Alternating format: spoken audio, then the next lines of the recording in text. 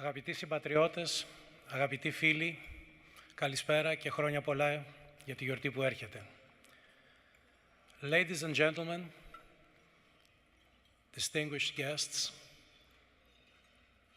Mr. Secretary, what an honor to be with you here tonight. Given the very short time allocated to speakers tonight, it's always difficult, as it was for me last year, to decide what it would be best to say in those 2 or 3 minutes. Last year, I thought it would be proper to concentrate on the very clarity and laconic brevity of the first war communique on the day of October 28, 1940, on the Greek radio, government-controlled radio at the time. That was the only source of information back then in Greece. And forgive me if you were here last year, but I will read it to you again because it's certainly a message worth passing to the future generations. In Greek it said, «Οι Ιταλικές ένοπλες δυνάμεις προσβάλλουν από 5 και 30 πρωινή σήμερον τα ημέτερα τμήματα προκάλυψης της ελληνοαλβανικής μεθορίου. Οι ημέτεροι δυνάμεις αμήνονται του πατρίου εδάφους». Basically, what it means in English is that as of 5:30 this morning, Italian troops are attacking our border garrisons on the Greek-Albanian frontier. And the good sentence is the one that follows, and it's only 5 words. It says, "Our forces are defending the territory of the motherland." Brief, to the point, and it explains the attitude of the people of Greece and the people who stood for freedom back then and had full support of whom the Greeks enjoyed at the time. So this year, I thought that maybe one notion worth concentrating on, worth looking at, is the notion of dignity.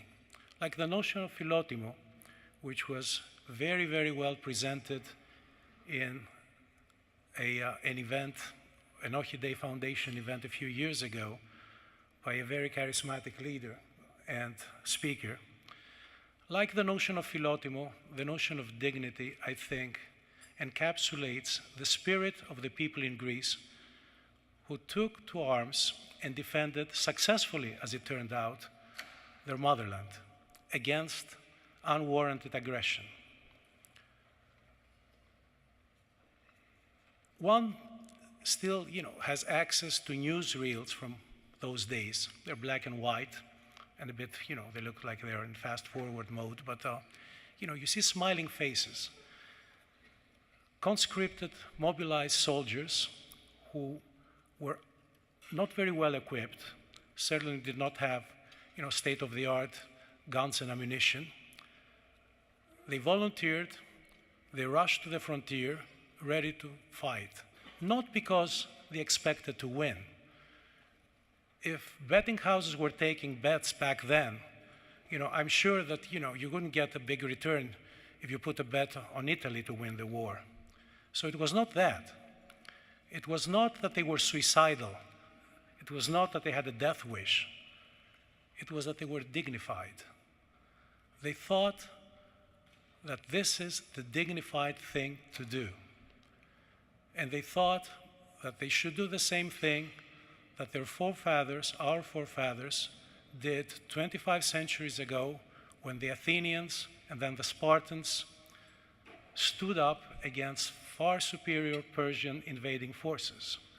It was the same spirit of dignity and sacrifice which led the defenders of Messaloniki, the defenders of Kougi and Arkadi, to basically blow themselves up or to fight knowing that death was there waiting for them. Again, it's not because they belonged to a suicidal cult. It was because they felt that dignity called for this type of action. And I would like to finish by mentioning that dignity, of course, is a universal attribute. It's not always found, but it's found everywhere in the world.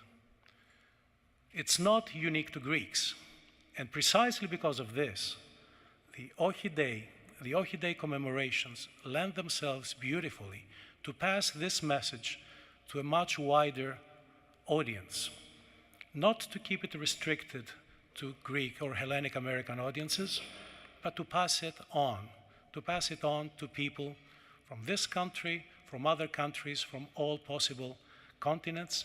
And I would like to commend the Ohidei Foundation, its founder, and the people who work for it, for doing this so successfully for a number of years in a row, and I want to wish them to keep on doing it with the same success in the years to come.